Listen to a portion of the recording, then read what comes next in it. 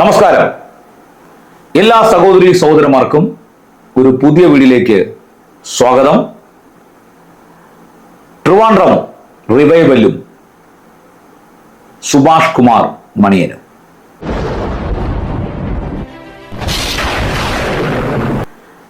പ്രിയ സഹോദരി സഹോദരന്മാരെ, വളരെ സവിസ്തരം, വളരെ കൃത്യമായി ചില കാര്യങ്ങൾ നിങ്ങളുടെ മുമ്പിൽ അവതരിപ്പിക്കുന്നതിനാണ് ഈ വീഡിയോ ചെയ്യുന്നത്. ഞാൻ പറഞ്ഞിരുന്നു, ഫേസ്ബുക്കിൽ ഒരു വീഡിയോ ഞാൻ ചെയ്യും.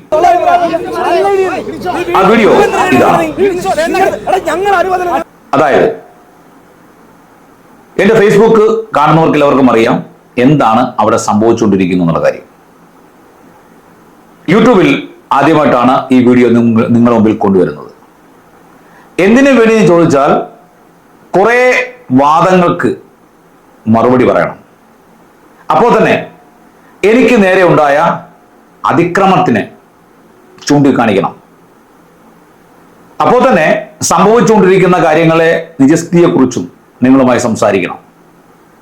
ഞാൻ പറയുന്നത് നിങ്ങൾ ആരും എന്നെ അംഗീകരിക്കാൻ വേണ്ടിയല്ല. ഞാൻ പറയുന്ന കാര്യങ്ങളിൽ എന്തെങ്കിലും സത്യമുണ്ടെങ്കിൽ അത് അംഗീകരിച്ചാൽ മതി. എന്നെ അംഗീകരിക്കണമെന്ന് ഞാൻ ആരോടും പറയില്ല. കാരണം എന്നെ അംഗീകരിക്കാതിരിക്കാൻ നിങ്ങൾക്ക് പല കാരണങ്ങൾ കാണും.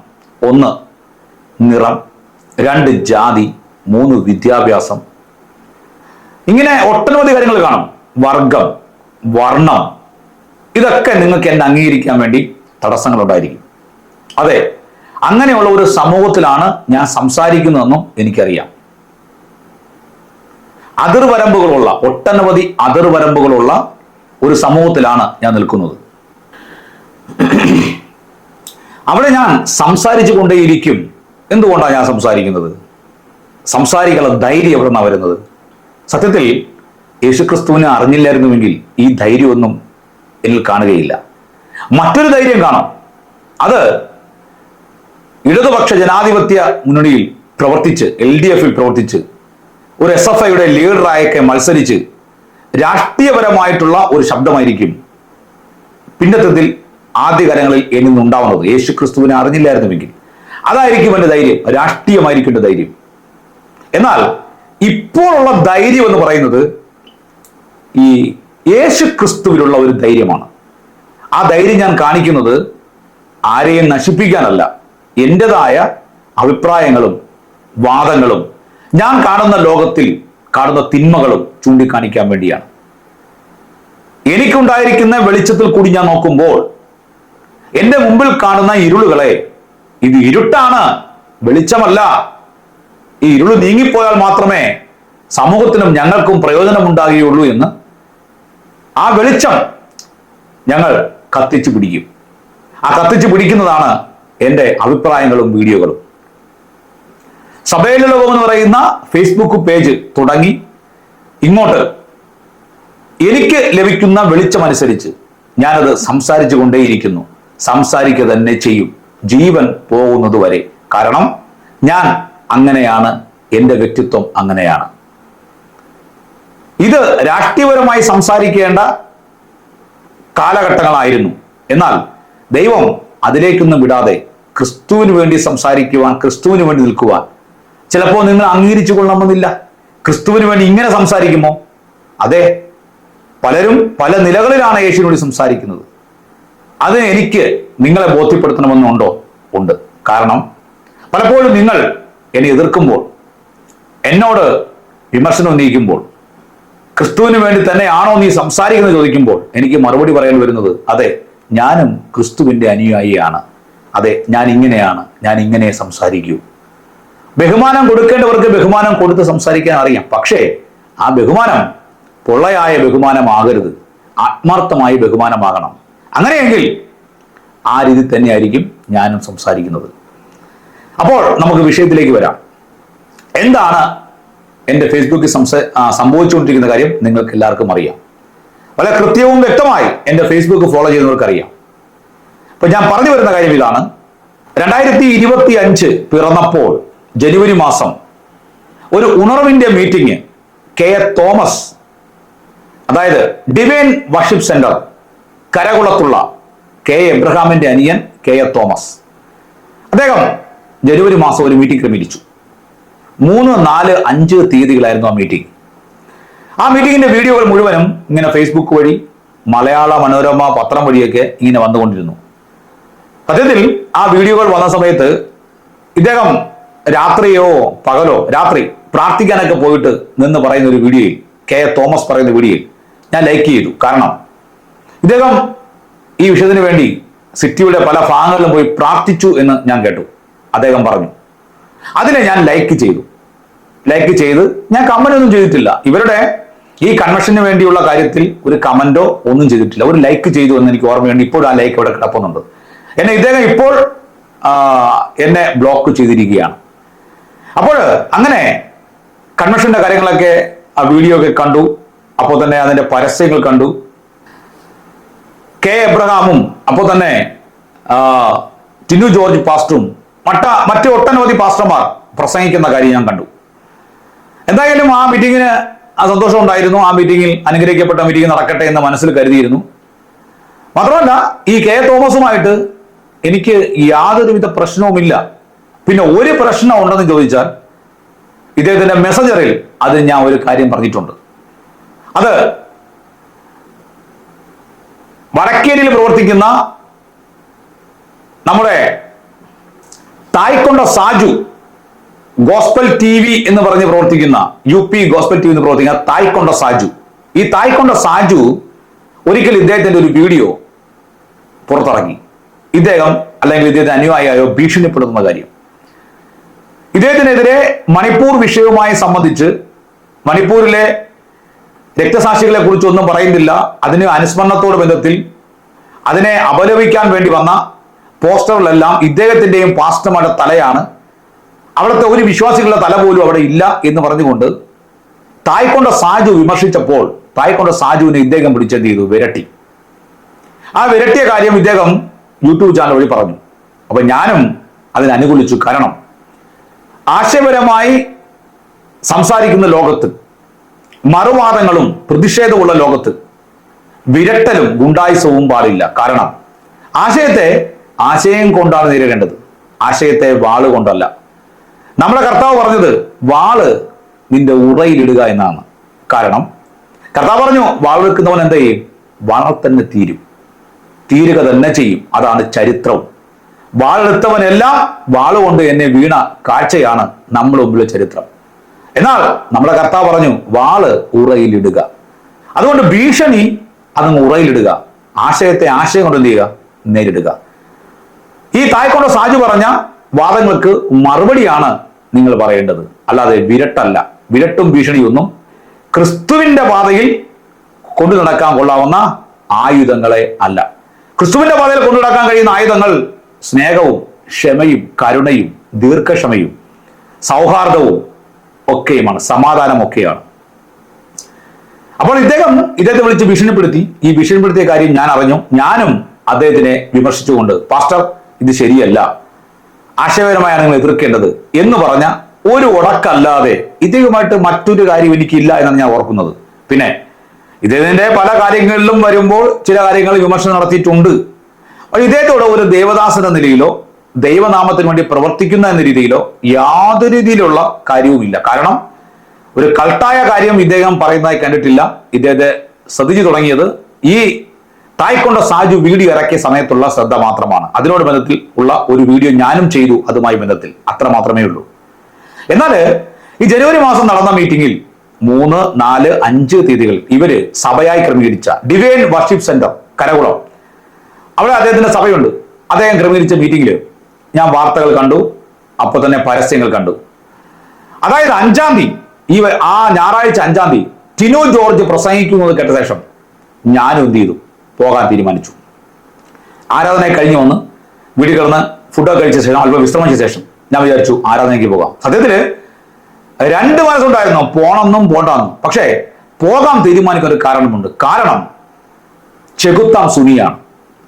ചെകുത്താം സുനി ടിനു ജോർജ് പാസ്റ്ററുടെ വീഡിയോകളിൽ ഒട്ടനവധി വീഡിയോകൾ ചെയ്തു. ദൈവം സംസാരിച്ച വീഡിയോ റെക്കോർഡ് ചെയ്തു, ദൈവത്തിന്റെ ശബ്ദം റെക്കോർഡ് ചെയ്തു. അദ്ദേഹത്തെ എന്തെല്ലാം ആക്ഷേപങ്ങൾ ഉന്നയിക്കാമോ ആ രീതിയിലുള്ള ആക്ഷേപങ്ങളെല്ലാം ഈ ചെകുത്ത സുനി ആക്ഷേപിച്ചുകൊണ്ടിരുന്ന ഒരു ടൈമിലാണ് ഇദ്ദേഹത്തിന്റെ കൺവെൻഷൻ ഇവിടെ വരുന്നത്. ഞാൻ ടിനു ജോർജിനെ അനുകൂലിച്ചുകൊണ്ട് പല വീഡിയോയിലും ചെയ്തിട്ടുണ്ട്. അദ്ദേഹത്തിന്റെ അഭിപ്രായം ഒരു വിശ്വാസി പറയുന്നു ഞാൻ ചെയ്തിട്ടുണ്ട്. പക്ഷേ അതിന്റെ തംബ്നെയിലൊക്കെ ഞാൻ എഴുതിയിരിക്കുന്നത് വിമർശനത്തോടെ ആണെങ്കിലും അതിന്റെ കണ്ടന്റ് ദൈവങ്ങൾക്ക് അനുകൂലമാണ്. ഞാൻ ഒരിക്കലും ദൈവസഭയെ ദ്രോഹിക്കാതെ ഇറങ്ങി പുറപ്പെട്ട ഒരു ശൗലല്ല. എന്റെ തീം തന്നെ സഭയോടല്ല, അതിൽ കിടന്ന ലോകത്തോടാണ് യുദ്ധം. എനിക്കത് അവിടെ നിന്ന് കിട്ടിയെന്ന് ചോദിച്ചാൽ, വെളിപ്പാട് പുസ്തകത്തിൽ കർത്താവ് സഭയോട് സംസാരിക്കുമ്പോൾ സഭയ്ക്കകത്തുള്ള ലോകത്തെ കർത്താവ് ചൂണ്ടിക്കാണിക്കുകയും അതിനെ താക്കീത് ചെയ്യുകയും വിമർശിക്കുകയും ചെയ്യുന്നുണ്ട്. അതിൽ നിന്നാണ് എനിക്ക് സഭയിലെ ലോകത്തിന്റെ ആശയം ലഭിക്കുന്നത്. സഭയിൽ ലോകം പിറക്കാൻ ഇടയായിത്തീർന്ന സാഹചര്യം ഞാൻ പിന്നെ പറയുന്നതായിരിക്കും. അപ്പോൾ ഇങ്ങനെ ഈ മീറ്റിംഗ് നടന്ന സമയത്ത് ഇങ്ങനെ ഒരു സാഹചര്യം നിലനിൽക്കുമ്പോൾ ഞാൻ വിചാരിച്ചു ഒരു കാര്യം ചെയ്യാം, പോയി ആ മീറ്റിംഗിൽ പങ്കെടുക്കാം. ആ മീറ്റിംഗിൽ പങ്കെടുക്കാൻ കാരണം ഇതാണ്. അവിടെ ചെല്ലുകയും ആ മീറ്റിംഗ് എങ്ങനെയുണ്ട്, ആ മീറ്റിംഗ് എങ്ങനെയാണ്, അനുഗ്രഹമായിരുന്നോ, ആ മീറ്റിംഗിൽ ഒരുപാട് ആൾക്കാർ കൂടിയോ, വിശ്വാസികളുടെ അഭിപ്രായം എന്താണ്, ആ മീറ്റിംഗ് അനുഗ്രഹമായിരുന്നോ എന്നുള്ള കാര്യം മനസ്സിലാക്കി. കാരണം നമുക്ക് ഓൺലൈൻ കാണും പോലെയല്ല നമ്മൾ ലൈവിൽ അവിടെ പോയി ഇരിക്കുന്നത്. ആ പ്രസൻസ് ഒരു പ്രത്യേകമാണ്. നമ്മൾ ഒരു വീഡിയോ കാണുന്നത് പോലെയല്ല സ്റ്റേജിൽ അല്ലെങ്കിൽ ആ പരിപാടി നടക്കുന്ന ഇടത്ത് നമ്മൾ ഇരുന്ന് അനുഭവിക്കുന്ന ലൈവായിട്ടുള്ള അനുഭവം. ആ അനുഭവം അനുഭവിക്കാനും ആ അനുഭവത്തിന് ഉൾക്കൊണ്ടുകൊണ്ട് ആ അനുഭവത്തിന്റെ പ്രഷർ അല്ലെങ്കിൽ ആ അനുഭവത്തിന്റെ ആ സ്വാധീനം ഉൾക്കൊണ്ടുകൊണ്ട് ഈ ചെകുത്താൻ സുനിക്കിട്ട് രണ്ട് കൊടുക്കണം എന്ന രീതിയിലാണ് ഞാൻ അവിടെ പോയത്. ഞാൻ അവിടെ വൈകുന്നേരം എത്തി, കാറ് കൊണ്ട് വെളിയിൽ പാർക്ക് ചെയ്തു. കാരണം അവിടെ തിരക്കുണ്ടെന്ന് വിചാരിച്ച് വെളിയിൽ പാർക്ക് ചെയ്തു. അതിനുശേഷം LMS കാമ്പൗണ്ടിൽ തന്നെ പാർക്ക് ചെയ്തു. അതിനുശേഷം ഞാൻ അവിടെ കയറി ചെന്നു. ഞാൻ കയറി പോണ സമയത്ത് കാറുകൾ സൈഡിൽ പാർക്ക് ചെയ്തിട്ടുണ്ട്. കുറച്ച് വാളണ്ടിയേഴ്സ് അവിടെ നിൽപ്പുണ്ട്. ശക്തമായ രീതിയിലുള്ള അഭിസംബോധന ചെയ്തുകൊണ്ട് K. തോമസ് സംസാരിക്കുന്നത് കേട്ടുകൊണ്ടാണ് കയറി ചെല്ലുന്നത്. ഈ കയറി ചെല്ലുന്ന സമയത്ത് എൻ്റെ കയ്യിൽ ക്യാമറ ഉണ്ടായിരുന്നു. ക്യാമറ എൻ്റെ കയ്യിൽ പിടിച്ചിരുന്നു. ഇതുകൊണ്ട് ഞാൻ ആരെയും ശ്രദ്ധിക്കുന്നില്ല, എനിക്ക് ആരെയും ശ്രദ്ധിക്കേണ്ട ആവശ്യവുമില്ല. ഞാൻ എൻ്റെ മുന്നോട്ടുള്ള വഴിയെ ശ്രദ്ധിച്ചുകൊണ്ട് അകത്തോട്ട് കയറിയപ്പോൾ പലരും എന്നെ വീക്ഷിക്കുന്നുണ്ട്. കാരണം യൂട്യൂബിൽ കൂടിയും ഫേസ്ബുക്കിൽ കൂടിയും നിത്യമായ വീഡിയോ ഇടുന്ന വ്യക്തിയായതുകൊണ്ട് എന്നെ പലർക്കും അറിയാം എന്ന് ഞാൻ മനസ്സിലാക്കുന്നു. അങ്ങനെ ഞാൻ മുകളിലോട്ട് പടികൾ കയറി മുകളിൽ ചെന്നു. അതിന്റെ വാതിലിൽ നിന്നും നോക്കിയപ്പോൾ ആ ഹാളിൽ മുഴുവനും ജനം നിറഞ്ഞിരിക്കുകയാണ്. സ്ഥലമുണ്ടോ എന്ന് എനിക്കറിയില്ല. അപ്പോൾ ഞാൻ വിചാരിച്ചു ആ വാതിലിൻ്റെ അവിടെ നിന്ന് ദൈവവചനം കേൾക്കാം. അങ്ങനെ ഇരുന്നപ്പോൾ ഒരു വാളണ്ടിയേഴ്സ് വന്ന് എൻ്റെ അടുത്ത് പറഞ്ഞു, ദോ അങ്ങോട്ട് അകത്തോട്ട് കയറിപ്പോ, അവിടെ സ്ഥലമുണ്ടെന്ന് പറഞ്ഞു. ഞാൻ ചോദിച്ചു സ്ഥലമുണ്ടോ? ആ സ്ഥലമുണ്ടെന്ന് പറഞ്ഞു. ഞാൻ അകത്ത് കയറിപ്പോയി. അകത്ത് കയറി പോയപ്പോൾ കുറച്ച് പേര് ഇരിക്കുന്ന സ്ഥലത്ത് ഒരു സീറ്റ് ഒഴിഞ്ഞു കിടന്നു. ആ സീറ്റിൽ കയറിയിരുന്നു. ഈ സംഭവിക്കുന്ന കാര്യങ്ങളാണ് ഞാൻ വിവരിക്കുന്നത്. ആ സീറ്റിൽ കയറി ഇരുന്ന ശേഷം ഞാൻ പ്രാർത്ഥനയിൽ പങ്കുകൊണ്ടു. ആ സമയത്ത് ഈ K. തോമസ് സംസാരിക്കുകയായിരുന്നു. K. തോമസിന്റെ ഡയലോഗ് കേട്ടുകൊണ്ടിരിക്കുന്ന സമയത്ത് അവസാനം K. തോമസ് പറഞ്ഞു, ഞങ്ങളുടെ ദേവദാസന്മാരെ വിട്ടുകൊടുക്കില്ല, ഞങ്ങൾ മാറോട് ചേർത്ത് പിടിക്കും. ഇങ്ങനെ ഇമ്പമായ സ്വരത്തിൽ അടിച്ചുകൊണ്ട് പ്രഷറോടുകൂടി സാമർത്ഥ്യത്തോടു കൂടി K. തോമസ് സംസാരിക്കുമ്പോൾ ആ വീഡിയോ ഞാൻ എടുത്തതിന് കാരണം ഇതാണ്. അതെ, ദേവദാസന്മാർക്ക് സപ്പോർട്ടായി ഉണർവ് യോഗങ്ങൾ എന്ന് പറഞ്ഞുകൊണ്ട് ഈ കാര്യം ചെയ്യാം. ആ സമയത്ത് അവിടെ ലൈവ് പോയിക്കൊണ്ടിരിക്കുകയാണ്. അപ്പോൾ മൊബൈലിൽ അല്പ വീഡിയോ ചിത്രീകരിച്ചതാണ് ഇദ്ദേഹത്തിന്റെ ഡയലോഗ്, ദേവദാസന്മാരെ ഞങ്ങൾ വിട്ടുകൊടുക്കില്ല, മാറോട് ചേർത്ത് പിടിക്കുമെന്നുള്ളത്. കാരണം അത് ഒരു പോസിറ്റീവായ ഒരു സംസാരമായിരുന്നു. അതിനുശേഷം ഇദ്ദേഹത്തെ സ്വാഗതം ചെയ്തപ്പോൾ എല്ലാവരും എണീച്ചപ്പോൾ ഞാനും എണീച്ചിട്ട് നമ്മുടെ ടിനു ജോർജിനെ സ്വീകരിക്കുന്ന സമയത്തുള്ള ഒരു വീഡിയോ ഞാൻ പിടിച്ചു. ഏകദേശം 1 മിനിറ്റിനകത്തുള്ള ഒരു വീഡിയോ എന്ന് പറഞ്ഞാൽ അതും മുറിച്ച് 10 സെക്കൻഡ്, 6 സെക്കൻഡ്, 7 സെക്കൻഡ് ഉള്ള വീഡിയോ. ഏകദേശം കണക്കൂട്ടി നോക്കിയപ്പോൾ 1 മിനിറ്റുള്ള വീഡിയോ മാത്രമാണ് ഞാൻ പിടിച്ചത്. എന്നിട്ട് ഞാൻ അവിടെ ഇരുന്നു. എല്ലാവരും ഇരിക്കുന്ന പോലെ എണീച്ചു, പാട്ടുപാടി. അതിനുശേഷം സ്വാഗതം ശേഷം ഇരുന്നു. ടിനു ജോർജ് എണീച്ച് പാടാൻ പറഞ്ഞപ്പോൾ ഞാനും എണീച്ചു. എല്ലാവരും കരമുയർത്തി പാടുന്നതിന്റെ ആ രംഗവും ഞാൻ എടുത്തു. കാരണം ഒരു വലിയ ക്രൗഡ് ഈ പ്രസംഗം കേൾക്കാൻ അവിടെ ഉണ്ടെന്നും വിശ്വാസികൾ ടിനു ജോർജിനെ കുറിച്ച് പറഞ്ഞ അപവാദങ്ങൾക്ക് മറുപടി ആയിട്ടാണ് ഇവിടെ വന്നെന്നും ഈ മീറ്റിംഗ് ഒരു അനുഗ്രഹമായിരുന്നെന്നും ടിനു ജോർജിന്റെ പ്രസംഗം അനുഗ്രഹമായിരുന്നെന്നും മനസ്സിലായിക്കൊണ്ട് ഒരു വീഡിയോ ചെയ്യാനാണ് സത്യത്തിൽ ഞാൻ അവിടെ പോയത്. എന്നെ ഇവന്മാർ എങ്ങനെ കണ്ടു എന്ന് എനിക്കറിയില്ല. അതുകൊണ്ടാണ് ഞാൻ പറയുന്നത്, കണ്ണ് തുറന്ന് കാണണം, ഓരോ വ്യക്തികളെയും മനസ്സിലാക്കണം. അന്ധമായ കണ്ണുകൊണ്ട് നോക്കിയാൽ അന്ധതയെ മാത്രമേ കാണാൻ പറ്റൂ. കാര്യങ്ങളെ ഗൗരവം മനസ്സിലായിക്കൊണ്ട് കാര്യകാരണ സഹിതം കാര്യങ്ങളെ വിലയിരുത്തിക്കൊണ്ട് ഓരോ വ്യക്തികളെ മനസ്സിലാക്കണം. അല്ലെങ്കിൽ ഇങ്ങനെയുള്ള അബദ്ധങ്ങൾ പറ്റും, പണി കിട്ടും. അതായത് അങ്ങനെ ഇരുന്നിട്ട് പ്രാർത്ഥന കഴിഞ്ഞ് അവിടെ ഇരുന്നു, പ്രസംഗം തുടങ്ങിയപ്പോൾ ഒരു ഗുണ്ടയെ പോലെ തോന്നിക്കുന്ന ഒരുത്തൻ, ദൈവാത്മാവിന്റെ ഒരു സ്പർശനവും അവനിലില്ല. അവൻ വന്ന് എന്നെ വിളിച്ചു, കൈകാട്ടി വിളിച്ചു. ഞാൻ ചോദിച്ചു, എന്താണ് കാര്യം? എണീച്ചോ എന്ന് പറഞ്ഞു. ഞാൻ എണീച്ചോടനെ എന്റെ തോളിൽ കൈവച്ച് ഇവൻ കൊണ്ടുപോവുകയാണ്. അല്പം നടന്നപ്പോൾ, ആ ഹാളിൽ വെച്ച് അല്പം നടന്നപ്പോൾ ഇവന്റെ കഴുത്തിൽ പിടിച്ചു. എന്നിട്ട് ഈ കഴുത്തിൽ എന്നെ പ്രസ് ചെയ്തു. അപ്പോൾ തന്നെ എനിക്ക് മനസ്സിലായി റോങ് ആയ കാര്യമാണെന്ന്. അപ്പോൾ ടിനു ജോർജ് പ്രസംഗിച്ചുകൊണ്ടിരിക്കുകയാണ്, അഭിസംബോധന ചെയ്തുകൊണ്ടിരിക്കുകയാണ്. ഞാൻ ഇറങ്ങി. സത്യത്തിൽ ഈ ഗുണ്ടയെ പോലെ ദൈവാത്മാവിന്റെ ഒരു സ്പർശനവും ഇല്ലാത്ത ഇവൻ എന്നെ തോളിൽ കൈവച്ച് എൻ്റെ കഴുത്തിൽ തള്ളിയപ്പോൾ തന്നെ ഞാൻ അവിടെ പ്രശ്നമുണ്ടാക്കിയിരുന്നെങ്കിൽ എന്താകും സ്ഥിതി? കയ്യറ എന്ന് എനിക്ക് പറയാം, പക്ഷെ ഞാൻ പറഞ്ഞില്ല. അവന്റെ പ്രഷർ കൊണ്ട് ഞാൻ പുറത്തിറങ്ങി. അവിടെ ആ സമയത്ത് എനിക്ക് പ്രശ്നമുണ്ടാക്കാം, അവനോട് പോടാന്ന് പറയാം, അവിടെ ഇരിക്കാൻ പറ്റും. പക്ഷെ ഞാൻ അവിടെ ഇരുന്നില്ല.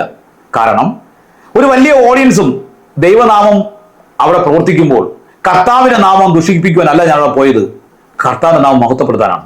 അപ്പൊ സാത്താൻ എന്നെ കരങ്ങളിലെടുക്കാൻ ഞാൻ അനുവദിക്കില്ല. അവിടെയുള്ള ഗുണ്ടകളെ പോലെ തോന്നിക്കുന്നവന്മാരെ, ഈ കെ എഫ് തോമസിന്റെ ജഡീകന്മാരായ വിശ്വാസികളെ പിശാച് കരത്തിലെടുത്താലും എന്നെ കാര്യത്തിലെടുക്കാൻ ഞാൻ സമ്മതിക്കുകയില്ല എന്ന് ഞാൻ മനസ്സുകൊണ്ട് തീരുമാനിച്ചു. ഞാൻ പുറത്തേക്ക് ഇറങ്ങി. ആ വാതിൽ കഴിഞ്ഞപ്പോൾ തന്നെ എന്റെ തോളിൽ കൈവച്ചവൻ എന്നെ പ്രസ് ചെയ്യാണ്, ഇറങ്ങെന്ന് പറഞ്ഞുകൊണ്ട്. ആ പടി ഇറങ്ങിയപ്പോൾ ഞാൻ മറിഞ്ഞു വീഴുമെന്ന് കരുതി ഞാൻ പറഞ്ഞു, സഹോദര തള്ളല്ലേ, ഞാൻ ഇറങ്ങിക്കോളാം എന്ന് പറഞ്ഞു. ക്യാമറയും കൊണ്ട് ക്യാമറ ഓൺ ചെയ്തിട്ടില്ല. ഞാൻ എടുത്ത ഒരു കാര്യം ഓർക്കണം, ഞാൻ ക്യാമറയിലല്ല വീഡിയോ പിടിച്ചത്, മൊബൈലാണ് ഞാൻ വീഡിയോ പിടിച്ചത്, വേറെ ഒന്നിലുമല്ല. അതും 6 സെക്കൻഡ് 7 സെക്കൻഡ്, ഏകദേശം 1 മിനിറ്റ്. ഈ പടിയിൽ പുറത്തിറങ്ങി കൊണ്ടുവന്ന ശേഷം ഇറങ്ങിയ ഉടനെ എന്നെ ഒരു 7-8 എണ്ണം വളഞ്ഞിട്ട് ആക്രോശിക്കുകയാണ്. നീ ആരാടാ? നീ എന്താടാ? നീ എന്തിനാടാ വന്നത്? നിന്നെ എനിക്ക് അറിയാടാ? നീ ആരാടാ? എന്തിനാടാ വന്നത് എന്ന് പറഞ്ഞുകൊണ്ട്, എന്തിനാ വീഡിയോ എടുത്തത്? വീഡിയോ ഡിലീറ്റ് ചെയ്യണമെന്ന് പറഞ്ഞുകൊണ്ട് ആക്രോശിക്കുകയാണ്. ഞാൻ ചോദിക്കുന്ന ഉണർവിന്റെ മീറ്റിങ്ങിന് വന്ന എന്നെ പിടിച്ചിറക്കിയിട്ട് ആക്രോശിക്കുന്നെങ്കിൽ നിന്റെയൊക്കെ മേൽ വ്യാപരിക്കുന്നത് ആരാണ്? ഞാൻ പറയാം, നിന്റെയൊക്കെ മേൽ പരിശുദ്ധാത്മ ഉണ്ടെന്ന് പറയുന്നെങ്കിലും ദൈവസഭയ്ക്കകത്ത് 3 കൂട്ടരുണ്ട്.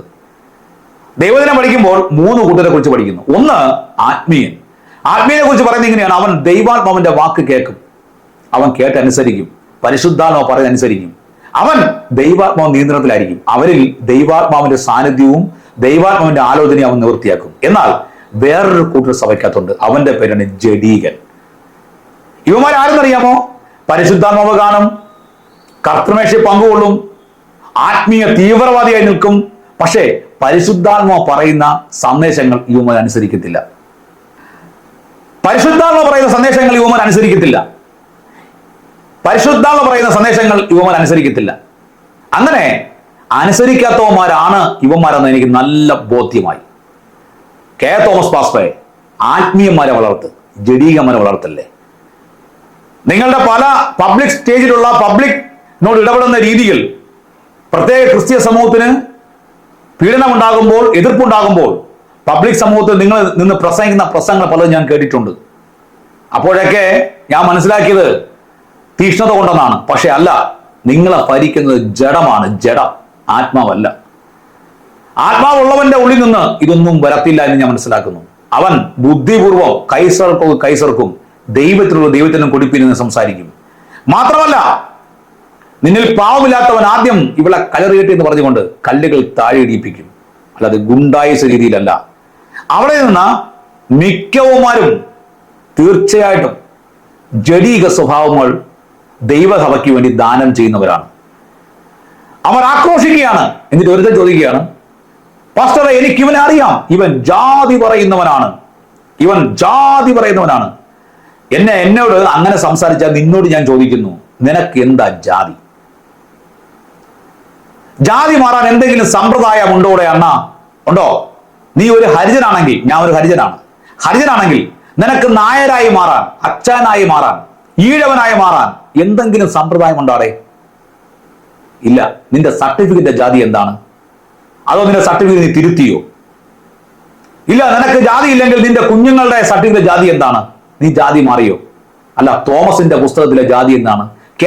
കെ എബ്രഹാമിന്റെ ജാതി എന്താണ്? നീ സർട്ടിഫിക്കറ്റ് വാങ്ങിച്ച് നോക്കിയിട്ടുണ്ടോ? ജാതി ഇല്ല എന്ന് പറയുന്ന സ്ഥലത്താണ് നീ താമസിക്കുന്നത്. അപ്പോൾ ഇവൻ ജാതി പറയുകയാണ്. അതേടാ, ഞാൻ ജാതി പറയും, കാരണം എന്റെ ജാതി ഇന്നതാണ്. ഞാൻ ജാതി മാറാൻ വേണ്ടി അല്ല ക്രിസ്തുവിനെ അറിഞ്ഞത്. ഞാൻ ക്രിസ്തുവിനെ അറിഞ്ഞത് രക്ഷയ്ക്കായാണ്. എന്റെ ജീവന്റെ രക്ഷയ്ക്കായി, എന്റെ വീണ്ടെടുപ്പിനായാണ് ക്രിസ്തുവിനെ അറിഞ്ഞത്. ജാതി മാറാൻ പറ്റുമെന്ന് തോന്നുന്നില്ല. പിന്നെ തുമ്പ് കട്ട് ചെയ്ത മുസ്ലിം ആവാം, പിന്നെ യഹൂദനും ആവാം. ജാതി മാറുന്ന സമ്പ്രദായം ഒന്നും അറിയില്ല. മതം മാറാം, പക്ഷെ ജാതി മാറാൻ പറ്റുകയില്ല എന്നാണ് ഞാൻ മനസ്സിലാക്കുന്നത്. അപ്പോൾ ഇവൻ ജാതി പറയുന്നവനാണെന്ന് പറഞ്ഞുകൊണ്ട് ഒരുത്തൻ ആക്രോശിക്കുന്നു. ഒരുത്തൻ അങ്ങനെയും ഒരുത്തൻ ഇങ്ങനെയും ആക്രോശിച്ചുകൊണ്ട് എന്നെ തള്ളി തള്ളി പുറത്തു കൊണ്ടുവന്നു. ഒരുത്തൻ പറയുകയാണ്, നിന്റെ വീട് എനിക്കറിയാം, ഞങ്ങൾ അങ്ങോട്ട് വരുമെന്ന്. അപ്പോൾ ഞാൻ പറഞ്ഞു, എന്റെ വീട് അറിഞ്ഞൂടെ, ഞാൻ ഒന്നു പറഞ്ഞുതരാം. നീ വരുമ്പോൾ നിന്റെ ഭാര്യയും മക്കളും അമ്മയും കുടുംബമായിട്ട് നീ വരണം. അല്ല, നീ ഒറ്റയ്ക്ക് വരണ്ട. അത് ശരിയല്ലേ? ഒരു വീട്ടിൽ കയറി വരുമ്പോൾ കുടുംബമായിട്ട് വരണ്ടേ അവൻ? അല്ലാതെ പിന്നെ ഞാൻ നിന്നെ കണ്ടോളെന്ന് പറഞ്ഞ അർത്ഥം എന്താണ്? അടിക്കുമെന്നോ? ഞാൻ ഒരു കാര്യം പറയാം. ഈ പറഞ്ഞ നിന്നോട് ഞാൻ പറയാണ്, അവന് പ്രായമൊക്കെ ഉണ്ട്. നിന്നോട് പറയാണ്, നീ പ്രായം ഉണ്ടെങ്കിലും കുറച്ച് വിവരം വെക്കണം. ഗുണ്ടായുസം കാണിക്കുന്നതോ വെല്ലുവിളി ഉയർത്തുന്നതോ അല്ല ക്രിസ്തുവിന്റെ മാർഗം. അത് മറ്റു മാർഗമാണ്. ക്രിസ്തുവിന്റെ മാർഗം സ്നേഹത്തോടെ, സഹിഷ്ണുതയോടെ മറുപടി പറയുകയും ക്ഷമിക്കുകയും ചെയ്യുന്നതാണ്. ഞാൻ അവിടെ വന്നപ്പോൾ ഇവർ ചോദിക്കുന്ന ചോദ്യങ്ങളാണ്. നിന്നോട് വീഡിയോ എടുക്കാൻ ആരാടാ പറഞ്ഞത് എന്ന് ചോദിക്കുന്നു. ഇത് തന്നെയാണ് ഫേസ്ബുക്കിൽ ചോദിക്കുന്നത്. ആ മീറ്റിംഗിന് പോയി എന്തുകൊണ്ട് വീഡിയോ എടുത്തു? രണ്ടാമത് ഒരുത്തം പറയുന്നു, ലൈവ് പോകുന്ന സ്ഥലത്ത് നീ എന്തിനാ വീഡിയോ എടുത്തതെന്ന്. ഞാൻ ചോദിക്കുന്നു, ആ മീറ്റിംഗ് പബ്ലിക് മീറ്റിംഗ് ആയിരുന്നോ രഹസ്യ മീറ്റിംഗ് ആയിരുന്നോ? ഇത് ഞങ്ങളുടെ പ്ലേസ് ആണ്, അതെങ്ങനെ നിന്റെ പ്ലേസ് ആവും? ആദ്യം ഇതിന് പറയാം. അത് പബ്ലിക് മീറ്റിംഗ് ആണോടെ? പിന്നെ എന്തിനാണ് തോമസ് വിളിച്ചത്? മലയാള മനോരമ കൂടി വിളിച്ചു. എല്ലാവർക്കും സ്വാഗതം. ഈ പോസ്റ്റ് കണ്ടോ? ഞാൻ ഈ കാണിക്കുന്ന പോസ്റ്റ് കണ്ടോ? മലയാള മനോരമ പത്രത്തിലിട്ടിട്ട് പറഞ്ഞു എല്ലാവർക്കും സ്വാഗതം. എല്ലാ പോസ്റ്ററിലും ഏവർക്കും സ്വാഗതം. പബ്ലിക് ആയിരിക്കുന്ന ജനസമൂഹത്തെ ഏവർക്കും സ്വാഗതം എന്ന് വിളിച്ചിട്ട് നീ അടച്ചിട്ട റൂമിലല്ലല്ലോ മീറ്റിംഗ് നടത്തിയത്. നിന്റെ സ്ഥലമാണെങ്കിൽ നീ അത് പബ്ലിക്കിനെ വിളിക്കാൻ പാടില്ല. പബ്ലിക്കിനെ വിളിക്കാത്തൊരു മീറ്റിംഗിൽ എല്ലാവരും വന്നപ്പോൾ ഒരാൾ ഒരു മൊബൈൽ എടുത്ത് വീഡിയോ എടുത്തെന്ന് പറഞ്ഞുകൊണ്ട് നിനക്ക് സംസാരിക്കാനുള്ള യാതൊരു രീതിയിലുള്ള അധികാരവും ഇല്ല. ഒന്ന് എന്താണ്? പബ്ലിക്കിനെ വിളിച്ചു. പബ്ലിക് മീറ്റിംഗ്, എന്നെയും ക്ഷണിച്ച മീറ്റിംഗ്. അപ്പോൾ പബ്ലിക്കിനെ വിളിച്ച മീറ്റിംഗിൽ, പബ്ലിക് നടക്കുന്ന ഒരു മീറ്റിംഗിൽ ഒരു വീഡിയോ പിടിച്ചാൽ അതിന് യാതൊരു നിയമ തടസ്സവും ഇല്ല എന്നാണ് ഞാൻ മനസ്സിലാക്കുന്നത്. കാരണം നിങ്ങൾ ക്ഷണിച്ചിട്ടാണ് ഞങ്ങൾ അവിടെ വന്നത്. അത് ഒന്ന്. രണ്ടാമത്തെ കാര്യം, വീഡിയോ പിടിക്കാൻ പാടില്ല എന്നും അങ്ങനെ ചെയ്യാൻ പാടില്ല എന്നും നിങ്ങൾ ഏതെങ്കിലും പോസ്റ്ററിലോ നിങ്ങളുടെ ഫേസ്ബുക്കിലോ നിങ്ങൾ സന്ദേശം അയച്ചിട്ടുണ്ടോ? ഞങ്ങളൊരു മീറ്റിംഗ് നടത്തുന്നു, എല്ലാവരും വരണം, പക്ഷെ ആരും മൊബൈൽ ഉപയോഗിക്കുകയോ വീഡിയോ പിടിക്കുകയോ ചെയ്യരുതെന്ന് എന്തെങ്കിലും സന്ദേശം നിങ്ങൾ ഏതെങ്കിലും പരസ്യത്തിൽ കൊടുത്തിട്ടുണ്ടോ? അങ്ങനെ ഒരു നിർദ്ദേശം അവിടെ ഇല്ല. അപ്പൊ അതും ചീറ്റിപ്പോയടെ. എന്റെ ഫേസ്ബുക്കിലും വന്ന് സംസാരിക്കുന്നവരോട് സംസാരിക്കുകയാണ്. രണ്ട് കാര്യങ്ങളൊക്കെ വാദത്തിനാണ് മറുപടി പറയുന്നത്. ഒന്നാമത്തെ വാദം എന്ന് പറയുന്നത്, വീഡിയോ പിടിച്ചത് എന്തിന്? അതൊരു പബ്ലിക് മീറ്റിംഗ് ആയിരുന്നു. അവിടെ എനിക്ക് ക്ഷണമുണ്ടായിരുന്നു. ഞാൻ പോയി എനിക്ക് ഇഷ്ടപ്പെട്ട ഒരു ദിവാസം അയച്ച് പ്രസംഗിച്ചപ്പോൾ ഞാൻ വീഡിയോ പിടിച്ചു. അതും 1 മിനിറ്റോ അത്രയേ ഉള്ളൂ.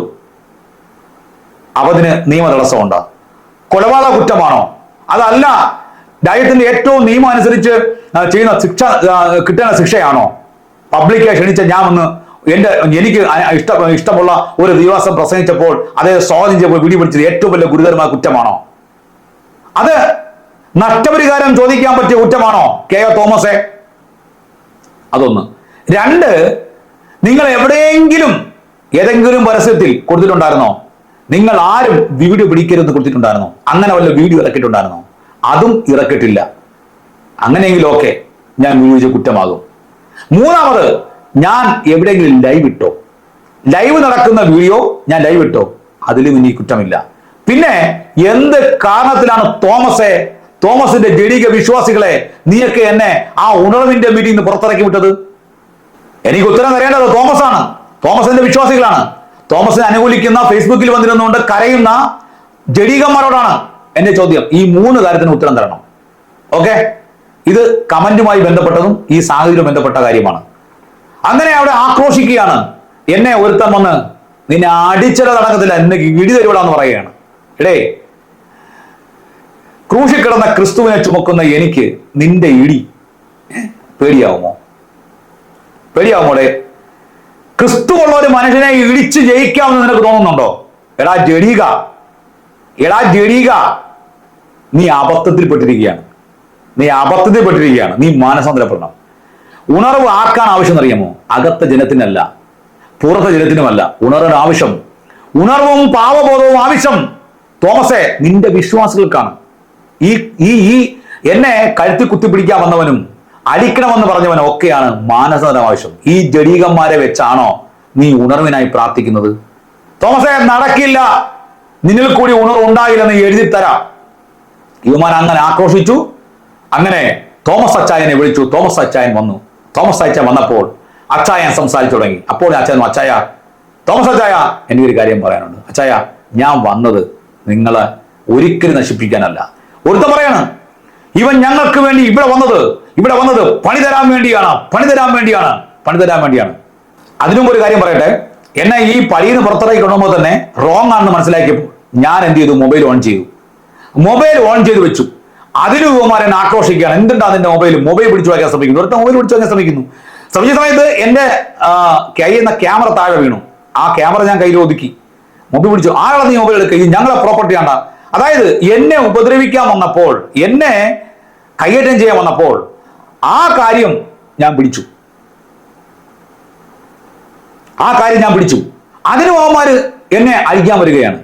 എടാ, എന്നെ ഉപദ്രവിക്കാൻ വരുന്ന സമയത്ത് എനിക്ക് തെളിവിന് വേണ്ടി മൊബൈൽ ഉപയോഗിക്കണ്ടേ? മൊബൈൽ പിടിച്ചു വാങ്ങിക്കുകയാണ് ഇവന്മാരെല്ലാം.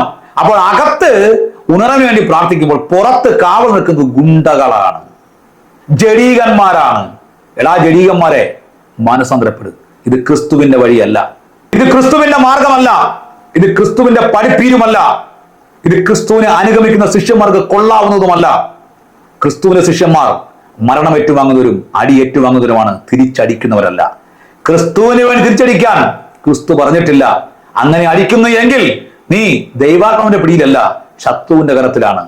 ഉണർവും മാനസാന്തരവും പാവബോധവും ഉണ്ടാകേണ്ടത് നിനക്കൊക്കെ ഓരോന്നിനുമാണ്. അതുകൊണ്ട് ആ ഉണർവ് കൊണ്ട് മാനസാന്തരപ്പെടേണ്ടത് നീയൊക്കെയാണ്, അല്ലാതെ നാട്ടുകാരല്ല, തിരുവനന്തപുരവുമല്ല. ഓക്കെ, അങ്ങനെ അച്ചായൻ ഇറങ്ങി വന്നു. അച്ചായൻ സംസാരിച്ചു. അച്ചായനോട് ഞാൻ വളരെ സമാധാനപരമായി പറഞ്ഞു, അച്ചായ, ഞാൻ വന്നത് ഇതിനു വേണ്ടിയാണ്.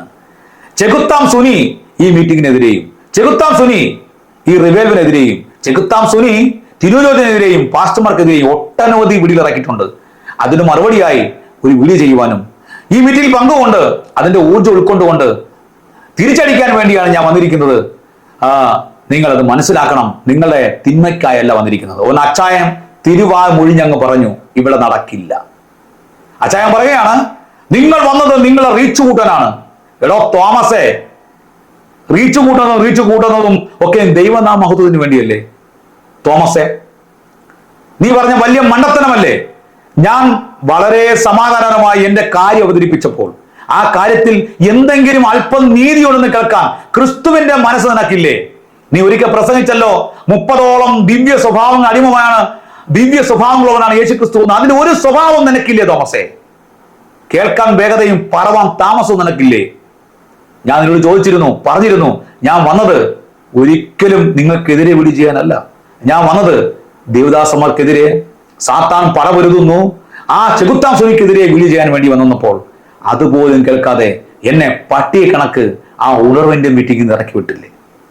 അല്ലെങ്കിൽ ഇറക്കി കൊണ്ടുവന്ന നീയെല്ലാം വീഡിയോ എടുക്കരുത്, നിങ്ങൾ അവിടെ പോയി ഇരിക്കൂ എന്ന് പറയാനുള്ള ഒരു മാന്യത കാണിച്ചോ തോമസേ? തോമസിനോട് പറഞ്ഞത് ഇങ്ങനെയാണ്, നീ വന്നത് നിന്റെ റീച്ച് കൂട്ടാനാണെന്ന്. തോമസേ, നീ ഒരു ചാനൽ ഉണ്ടാക്കിയെങ്കിൽ നീ അതിൽ കൂടി റീച്ചെട്, ഓരോ കാര്യങ്ങളിൽ ഇടപെട്. ഞങ്ങൾക്ക് ലഭിച്ച ഇടപെടലും ഞങ്ങൾക്ക് ലഭിച്ച ചിന്തകളും ഞങ്ങൾ സമയം ചെലവഴിച്ച് കാര്യങ്ങളെ മനസ്സിലാക്കിക്കൊണ്ട് വീഡിയോകൾ ഉണ്ടാക്കുന്നു, അത് റീച്ച് ആവുന്നു. അതിൽ നീ അസൂയപ്പെട്ടിട്ട് കാര്യമില്ല. അതുപോലെ നീ ഇടപെട്. അങ്ങനെ ഇടപെട്ടാൽ നിനക്ക് റീച്ച് കിട്ടും. അല്ലാതെ ഒരുത്തൻ റീച്ച് ഉണ്ടാക്കുന്നത് കൊണ്ട് ഒരുത്തൻ ഒരു വീഡിയോ ചെയ്യാൻ വന്നാൽ, അല്ലെങ്കിൽ ആ വിശ്വാസികളുടെ ഒരു പ്രതികരണം എടുക്കാൻ വന്നാൽ, ആ മീറ്റിങ്ങിന് മനസ്സിലാക്കിക്കൊണ്ട് ഒരു കണ്ടന്റ് ഉണ്ടാക്കാൻ വന്നാൽ, അതെങ്ങനെയാണ് നീ റീച്ച് കൂടുന്നു, നീ റീച്ച് കൂട്ടാൻ വന്നതാണെന്ന് പറയുന്നത്? ന്യായമുണ്ടോ? ഞാനും ക്രിസ്തുവിന് വേണ്ടി സംസാരിക്കാൻ വന്നവനല്ലേ? ഒരിക്കലും നിങ്ങളുടെ സഭയ്ക്കോ നിങ്ങളുടെ വിശ്വാസികൾക്കോ നിങ്ങളുടെ റിവൈവലിനോ എതിരായിട്ട് വന്നവനല്ല ഞാനത് കാലിൽ വീണ് പറഞ്ഞപ്പോൾ നീ അത് കേട്ടില്ല.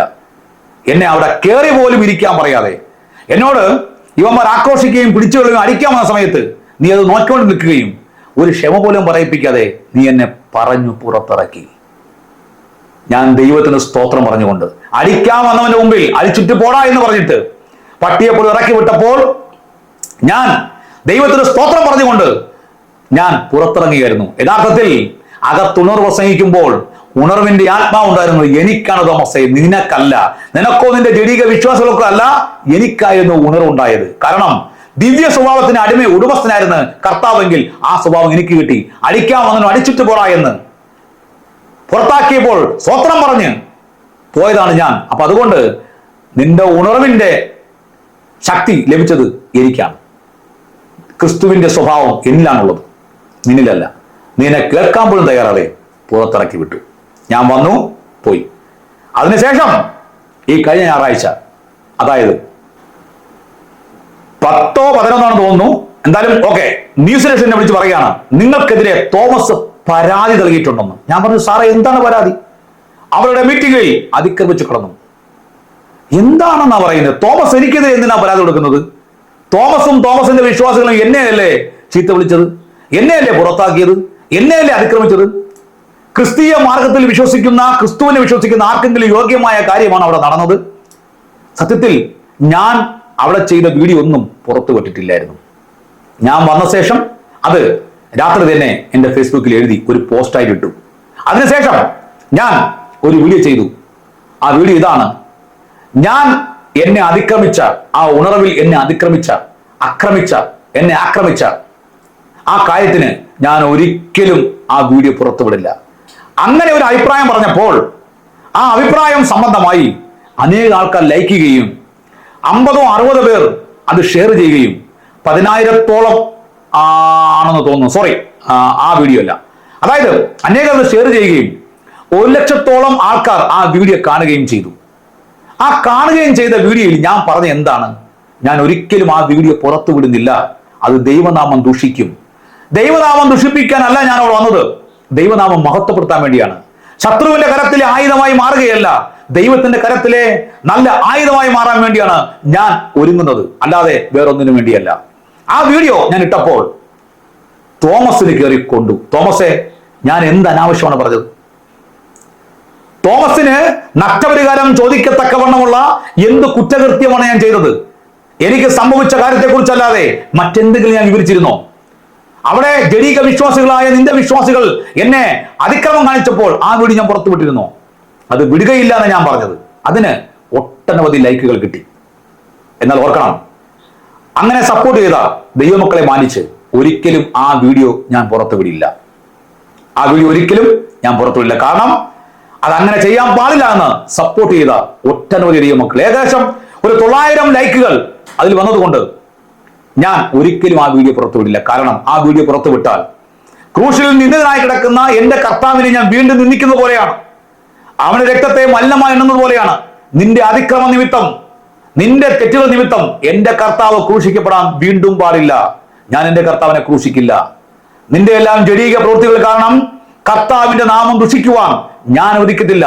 ഞാൻ സഹിക്കും, ഞാനതിനെ സഹിക്കും, ഞാൻ അതിനെ ഉൾക്കൊള്ളും, ഞാൻ അതിനെ സ്തോത്രത്തോടെ നേരിടും. അല്ലാതെ നിന്നെപ്പോലെ ഗുണ്ടായുസം കാണിച്ച് ദൈവനാമം ദുഷിപ്പിക്കുകയില്ല തോമസേ, തോമസിന്റെ ജഡീക വിശ്വാസികളെ. അങ്ങനെ സ്റ്റേഷനിൽ പോയി, സ്റ്റേഷനിൽ എന്നെ വിളിച്ചു. തോമസിന്റെ അടുത്ത് വരാൻ പറഞ്ഞപ്പോൾ തോമസ് ഞായറാഴ്ച വന്നില്ല. അതിനു മുമ്പ് എന്നെ വിളിച്ചു, പക്ഷെ ഞാൻ പോയില്ല, പോകാൻ പറ്റിയില്ല. അന്ന് ഏകദേശം ഒരു 350 കിലോമീറ്റർ വണ്ടി ഓട്ടം ഉണ്ടായിരുന്നു, പോയിട്ട് വന്നു. ഞായറാഴ്ച ആരാധനയ്ക്ക് ശേഷമാണ് ഞാൻ പോയത്. ഞായറാഴ്ച ആരാധനയ്ക്ക് ശേഷം ഞാൻ അവിടെ എത്തി, തോമസിനെ കാത്തിരുന്നു. ഞാൻ അവിടെ പോയി ഒരു പോസ്റ്റ് ഇട്ടു, തോമസ് വന്നില്ല. 3:30 ശേഷം എന്നെ വിളിച്ച് SI ആണെന്ന് തോന്നുന്നു. വിളിച്ചപ്പോൾ SI പറയുകയാണ്, ഇങ്ങനെ പരാതി കിട്ടിയിട്ടുണ്ട്, നിങ്ങൾ അതിക്രമിച്ച് കയറി. ഞാൻ പറഞ്ഞു സാർ അതിക്രമിച്ച് കയറിയില്ല. തോമസിന് വേണ്ടി അവിടെ പോലീസ് സംസാരിക്കുകയാണ്. പോലീസ് പറയാണ് തോമസ് അവിടെ എത്തിയിട്ടില്ല. അപ്പൊ തോമസിന്റെ ചോദ്യം നോക്കണം. തോമസേ, ഞാൻ അവിടെ ആരെയും സപ്പോർട്ട് എടുക്കാതെ വന്നതിന്റെ കാരണമെന്ന് അറിയാമോ? എനിക്ക് പറയണമെങ്കിൽ പലരോടും പറയാം. ഞാനത് പറയാതെ വരാൻ കാരണം, എന്റെ കർത്താവ് ക്രൂശിക്കപ്പെടാൻ കൊണ്ടുപോയപ്പോൾ ഒരു സപ്പോർട്ടും അവനില്ലാതെ സ്വർഗത്തിലെ ദൈവത്തിന്റെ പിതാവിന്റെ സപ്പോർട്ടും പരിശുദ്ധാത്മാവിന്റെ സപ്പോർട്ടും മാത്രമായിരുന്നു ഉണ്ടായിരുന്നത്.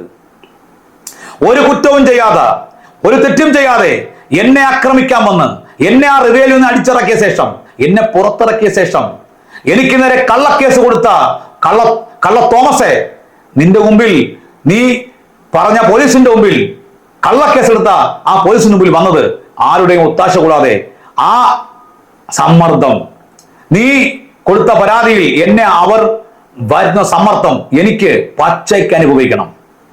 ആ പച്ചയ്ക്ക് അനുഭവിക്കുന്ന ആ സമ്മർദ്ദവും ആ പ്രഷറും ഞാൻ സാംശീകരിച്ച് സ്വാധീനിച്ചുകൊണ്ട് എനിക്കൊരു വീഡിയോ ഉണ്ടാക്കണം. അങ്ങനെയാണ് ഞാൻ വന്നത്. ആരെയും സ്വാധീനിക്കാൻ പോയില്ല, ആരെയും വിളിക്കാൻ പോയില്ല. എന്റെ ഉത്തരം എനിക്ക് നൽകിയത് ഞാൻ അവിടെ പറഞ്ഞു.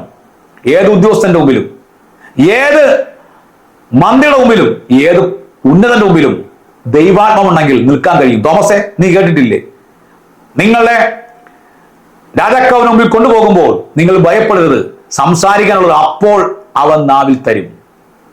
തോമസേ, ഇത് അവകാശവാദമൊന്നുമല്ല, ഇത് അവകാശവാദങ്ങളൊന്നുമല്ല. രാജാക്കവന് മുമ്പിൽ പോകുമ്പോൾ നീ ഭയപ്പെടരുത്, സംസാരിക്കാനുള്ള അവിടെ തരും. എനിക്ക് ധൈര്യമുണ്ടായിരുന്നു. ഞാൻ അവിടെ പോയി. നീ പറഞ്ഞതുപോലെ തന്നെ പോലീസ് എന്നെ വിളിച്ചു. അവർ വിരട്ടുമെന്നാണ് വിചാരിച്ചതല്ലേ? എന്നെ വിരട്ടിയില്ല അവര്.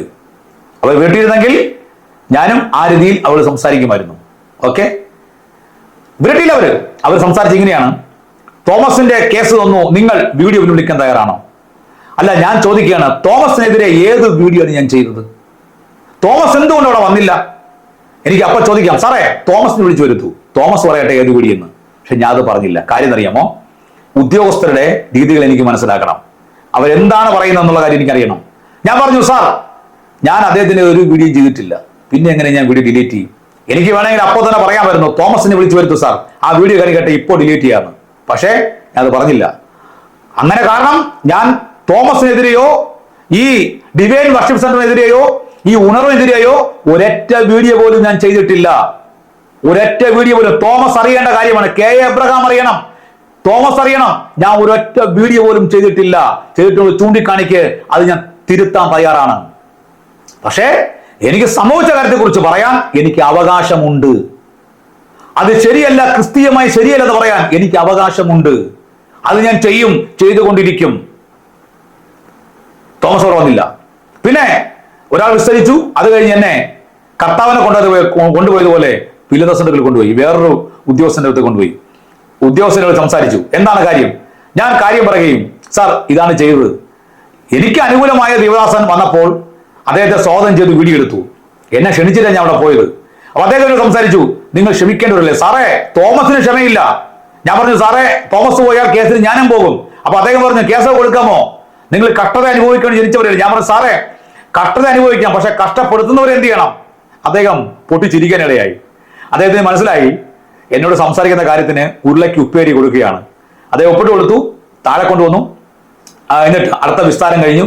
ആ വിസ്താരം കഴിഞ്ഞ് താഴെ കൊണ്ടുവന്നു. ഞാനത് വായിച്ചു നോക്കിയത് കേസ് നമ്പർ എടുത്തിരിക്കുന്നതും ഞാൻ ആ നിബന്ധനകൾ പാലിക്കുമെന്നും ഒക്കെയാണ് അതിൽ എഴുതിയിരുന്നത്. അതിന്റെ ഒരു ഫോട്ടോ എടുത്ത ശേഷം ഞാൻ പറഞ്ഞു, സാറേ ഞാൻ പോകാമെന്ന് പറഞ്ഞു. അങ്ങനെ വന്നു. അപ്പോൾ അവസാനം അദ്ദേഹം പറഞ്ഞിങ്ങനെയാണ്, നഷ്ടപരിഹാരം തോമസ് ചോദിക്കുന്നു. തോമസിന് നഷ്ടപരിഹാരം വേണം. തോമസ് എത്ര കോടി രൂപയാണ് തോമസ് നഷ്ടപരിഹാരം വേണ്ടത്? എന്ത് കുറ്റം ചെയ്തിട്ടാണ് തോമസ് എനിക്ക് നഷ്ടപരിഹാരം കൊടുക്കുന്നത്? എത്ര രൂപയാണ് തോമസിന് വേണ്ടത്? തോമസെ, എല്ലാം വിട്ടിട്ടാണ് നമ്മുടെ കർത്താവ് ഈ ഭൂമിയിലേക്ക് വന്നത്. അവൻ എന്ത് നഷ്ടപരിഹാരം നിങ്ങൾ കൊടുക്കും? തോമസിന് എന്ത് നഷ്ടപരിഹാരം ആവശ്യം? തോമസിന് എന്നാ നഷ്ടപ്പെട്ടത്? നഷ്ടപ്പെട്ടത് മൊത്തം എനിക്കല്ലേ? അപമാനം, നിന്ന, പരിഹാസം, നിന്നെ അടിക്കുമെന്നുള്ള ഭീഷണി തോമസ് ഇതിൽ നേരിട്ടോ? യഥാർത്ഥത്തിൽ നഷ്ടപരിഹാരത്തിന് പോകേണ്ടത് ഞാനല്ലേ തോമസേ? തോമസേ, കള്ളക്കേസ് കൊടുക്കാമോ? തിന്മ ചെയ്യാമോ? കർത്താവിന്റെ നാമത്തെ മഹത്വപ്പെടുത്താനല്ലേ ഈ മീറ്റിംഗ് വെച്ചത്? തിന്മ ചെയ്യാമോ തോമസേ? ദൈവാത്മാവുണ്ടോ തോമസേ താങ്കൾക്ക്? എത്ര നഷ്ടപരിഹാരം വേണം? അറിയാവുന്നതിന് ചോദിക്കുകയാണ്. അങ്ങനെയെങ്കിൽ ഏറ്റവും കൂടുതൽ വലിയ നഷ്ടപരിഹാരം തരേണ്ടത് എനിക്കാണ്. കാരണം എന്നെയാണ് അവഹേളിച്ചത്. പ്രത്യേകിച്ച് ദളിത് ഫാമിലിയിൽ നിന്ന് അല്ലെങ്കിൽ ഹരിജൻ സമൂഹത്തിൽ നിന്ന് ക്രിസ്തുവിനെ അറിഞ്ഞ വ്യക്തിയാണ് ഞാൻ. എന്നെ നിന്ദിച്ചു പരിഹസിച്ച് നീയൊക്കെ പുറത്താക്കി. ഞാനല്ലേ നഷ്ടപരിഹാരം കൊണ്ട് പോകേണ്ടത്? ഉപദ്രവിക്കപ്പെട്ടവൻ, നിന്ദിക്കപ്പെട്ടവൻ, പീഡിപ്പിക്കപ്പെട്ടവൻ പുറത്തു നിൽക്കുമ്പോൾ ഇതെല്ലാം ചെയ്തവൻ നഷ്ടപരിഹാരം ചോദിക്കുന്നു. അവൻ കേസിന് പോയിരിക്കുന്നു. തോമസേ, നീതിയുണ്ടോ ഇതിൽ? തോമസേ, ഇതിൽ നീതിയുണ്ടോ? എത്ര കോടി രൂപയാണ് തോമസ് നഷ്ടപരിഹാരത്തിന് ആവശ്യം? എന്റെ കർത്താവ് അനുഭവിച്ച നഷ്ടം ഞാൻ ചോദിക്കട്ടെ, നഷ്ടങ്ങൾ ലാഭമാക്കാനാണോ തോമസേ നീ ക്രിസ്തുവിനെ അറിഞ്ഞത്? ക്രിസ്തുവിന് എന്തുമാത്രം നഷ്ടപ്പെട്ടു പോയി? ക്രിസ്തുവിനെ അറിഞ്ഞ അപ്പോസ്തലന്മാർക്ക് നഷ്ടമല്ലേ ഉണ്ടായിട്ടുള്ളൂ? നിനക്ക് നഷ്ടപരിഹാരം വേണോ? ഞാൻ ഒപ്പിട്ട് കൊടുത്തു. നഷ്ടപരിഹാരം കോടതിയിൽ പോയി വാങ്ങിച്ചോട്ടെ. എന്തായാലും തോമസ് കള്ളക്കേസ് കൊടുത്തു, നഷ്ടപരിഹാരം ചോദിച്ചു. അങ്ങനെ ഒപ്പിട്ട് കൊടുത്ത ശേഷം തിരികെ വീട്ടിലേക്ക് വന്നു. പ്രിയ സഹോദരി സഹോദരന്മാരെ, ഇതാണ് എൻ്റെ വീഡിയോയുടെ അവസാനത്തെ പോയിന്റ് എന്ന് പറയുന്നത്. ഞാൻ ഒരു കുറ്റവും ചെയ്തിട്ടില്ല, ഞാൻ ആരെയും അതിക്രമിച്ചിട്ടില്ല, ഞാൻ ദൈവനാമം ദുഷിക്കാൻ വേണ്ടിയോ ഈ ഡിവൈൻ വർഷിപ്പ് സെന്ററിന്റെ വീഡിയോ ചെയ്യാനോ ടിനു ജോർജിന്റെ വീഡിയോ ചെയ്യാനോ അവരുടെ മീറ്റിങ്ങിനെ അലമ്പാക്കാനോ ഒന്നുമല്ല ഞാൻ അവിടെ പോയത്. ഞാൻ അവിടെ പോയത് ചെകുത്താൻ സുനിക്കെതിരെ വീഡിയോ ഉണ്ടാക്കാനും ആ സാഹചര്യത്തിൽ പോയി ഇരുന്ന് എനിക്ക് കൃത്യമായി ആ പ്രചോദനം ഉൾക്കൊണ്ടുകൊണ്ട് ഈ ചെകുത്താൻ സുനിക്കെതിരെ വീഡിയോ ചെയ്യാൻ വേണ്ടിയാണ് ഞാൻ അവിടെ കടന്നുപോയത്. എന്നാൽ എനിക്കുണ്ടായ അനുഭവങ്ങൾ ഇതൊക്കെയാണ്. എന്നെ നഷ്ടപരിഹാരം അവസാനം ചോദിച്ചിരിക്കുകയാണ്. എന്തായാലും ഇതിന്റെ എൻഡിങ് നിൽക്കുന്നത് നഷ്ടപരിഹാരത്തിലാണ്. കേസ് ഒപ്പിട്ട് കൊടുത്തിട്ടുണ്ട്. ആ ഒപ്പിട്ട് കൊടുത്ത നിബന്ധന അനുസരിച്ച് ഈ തോമസ് കേസിന് പോണെങ്കിൽ കേസിന് പോട്ടെ. പക്ഷേ ഒരു കാര്യം ഓർക്കണം തോമസേ, നഷ്ടം നിനക്കല്ല, നഷ്ടം സംഭവിച്ചിരിക്കുന്നത് എനിക്കാണ്. എന്റെ കർത്താവിന് ഒരുപാട് നഷ്ടം സംഭവിച്ചെങ്കിൽ എനിക്കും നഷ്ടം തന്നെ സംഭവിക്കട്ടെ, നിനക്ക് ലാഭം ഉണ്ടാകട്ടെ. അത് മാത്രമല്ല, ആ കർത്താവിന്റെ മുമ്പിൽ ഒരു റെക്കമെൻഡും ഇല്ലാതെ എന്റെ യേശു പിലാത്തോസിന്റെയും ഹെരോദാവിന്റെയും പടയാളികൾ മുമ്പിൽ നിന്നതുപോലെ സ്വർഗത്തിൽ നിന്നുള്ള റെക്കമെൻഡുമായാണ് ഞാൻ നിന്നത്. ആ പ്രഷർ എല്ലാം ഞാൻ അനുഭവിക്കുകയും ചെയ്തു. ആ അനുഭവിച്ച പ്രഷറിൽ നിന്നാണ് ഞാൻ ഇത്രയും സംസാരിച്ചിരിക്കുന്നത്. അതെ, നീ നിന്ദിക്കുമ്പോൾ എനിക്ക് വീര്യം കൂടും, നീ പരിഹസിക്കുമ്പോൾ എനിക്ക് വീര്യം കൂടും, നീ അടിക്കുമ്പോൾ ഞാൻ അവനെ ഏറ്റുപറയും, നീ കളിയാക്കുമ്പോൾ നീ ഒന്നുമല്ലാത്തവനാണ്, നിന്നെ കൊണ്ട് ചുക്കും കഴിയില്ല എന്ന് നീ വിചാരിക്കുമ്പോൾ അവൻ പ്രവൃത്തി തുടങ്ങും. കാരണം പുകയുന്ന തിരിയെ അവൻ കെടുത്താത്തവനാണ്. മാത്രമല്ല, എന്റെ കർത്താവ് ഉപേക്ഷിക്കപ്പെടുന്നവനെ താങ്ങുന്നവനാണ്, തള്ളിക്കളയുന്നവനെ ആദരിക്കുന്നവനാണ്, ദരിദ്രനെ കുപ്പയിൽ നിന്ന് ഉയർത്തുന്നവനാണ്. അവനെ ക്രൂശ് ചുമക്കാൻ അവിടെ ശിഷ്യന്മാരില്ലായിരുന്നു. അവനെ ക്രൂശ് ചുമക്കാൻ ഒരു കൂശനായ കറുത്തവൻ മാത്രമേ ഉണ്ടായിരുന്നുള്ളൂ. അതുകൊണ്ട് തോമസ് അറിഞ്ഞ ക്രിസ്തുവിനെ ഞാനും അറിഞ്ഞിട്ടുണ്ട്. പക്ഷേ ഒരു പത്രോസ് വേറെ, ഒരു പൗലോസ് വേറെ, ഒരു യാക്കോബ് വേറെ, ഒരു ആന്ത്രയോസ് വേറെ, ഒരു തോമസ് വേറെ. തോമസേ, നീ വേറെ, സുഭാഷ് കുമാർ മണിയം വേറെ. വീഞ്ഞ് എല്ലാം ഉണ്ടാക്കുന്നത് മുന്തിരിയിലാണെങ്കിലും വീര്യം പലതാണ് തോമസേ. അത് ദിവസങ്ങൾ കഴിയും തോറും വീര്യം കൂടും. പ്രത്യേകിച്ച് ഘട്ടത്തിൽ കൂടി കടന്നു പോകുമ്പോൾ, ദുരിതത്തിൽ കൂടി കടന്നു പോകുമ്പോൾ, ഒറ്റപ്പെടുമ്പോൾ, എല്ലാം നഷ്ടപ്പെടുമ്പോൾ ആ തീച്ചുള്ളിൽ കടന്നു പോകുന്ന ആ ആൾക്കുണ്ടല്ലോ വീര്യം കൂടും, വീര്യം കൂടും. നിന്നെ രക്ഷിച്ചത് കർത്താവാണ്, എന്നെ രക്ഷിച്ചത് കർത്താവാണ്. പക്ഷേ വീഞ്ഞ് പഴകും തോറും, കഷ്ടത കൂടും തോറും വീര്യം കൂടും. അതുകൊണ്ട് ഇത്ര പറഞ്ഞ് അവസാനിപ്പിക്കുന്നു. കർത്താവ് ഇങ്ങനെ പറഞ്ഞു, ഇത്രയ്ക്ക് വിടുവിൻ, ഞാൻ ഇത്രയ്ക്ക് വിടുന്നു. തോമസേ, ഇത്രയേ ഉള്ളൂ. നീ ഉണർവിന് വേണ്ടി കാത്തിരിക്കുന്നെങ്കിൽ ഭാവബോധവും കരുണയും സ്നേഹവും ഒക്കെ നിന്റെ വിശ്വാസങ്ങൾക്കും വരാൻ വേണ്ടി പ്രാർത്ഥിക്കുക. ആദ്യം നീ പറ, കർത്താവേ എന്നെ ഉണർത്തണമേ, എന്റെ വിശ്വാസത്തിൽ ഉണർത്തണമേ, പാവബോധം തരണമേ, എങ്ങനെ ക്രിസ്തുവിന്റെ ദിവ്യ സ്വഭാവത്തിന് ഉടമസ്ഥരായി നീങ്ങണമെന്ന് പഠിപ്പിക്കണമേ. അത് കഴിഞ്ഞ് നീ ഉണർത്താൻ പോയാൽ മതി. അപ്പോൾ കർത്താവ് പറഞ്ഞതുപോലെ ഇത്രയ്ക്ക് വിടുന്നു. ഇതാണ് എന്റെ വീഡിയോ. ഞാൻ ഒരു കുറ്റവും ചെയ്തിട്ടില്ല, ഒരു തെറ്റും ചെയ്തിട്ടില്ല, ഞാൻ ആരെയും അവഹേളിച്ചിട്ടില്ല, ആർക്കെതിരെ വിളി ചെയ്തിട്ടുമില്ല. പക്ഷേ തോമസിന് നഷ്ടപരിഹാരം വേണം. തോമസേ, കർത്താവ് നിനക്ക് നഷ്ടപരിഹാരം തരും. എല്ലാം നഷ്ടപ്പെട്ട എന്റെ കർത്താവിന്റെ കൂടെ ഞാനും പോകുന്നു. അപ്പോൾ എല്ലാവർക്കും ഗോഡ് ബ്ലസ് യു. ഈ വീഡിയോ നിങ്ങൾ കാണുക, നിങ്ങൾക്ക് ഇഷ്ടപ്പെട്ട ഷെയർ ചെയ്യുക, നിങ്ങൾ കമന്റ് ചെയ്യുക. God bless you. ആമേൻ.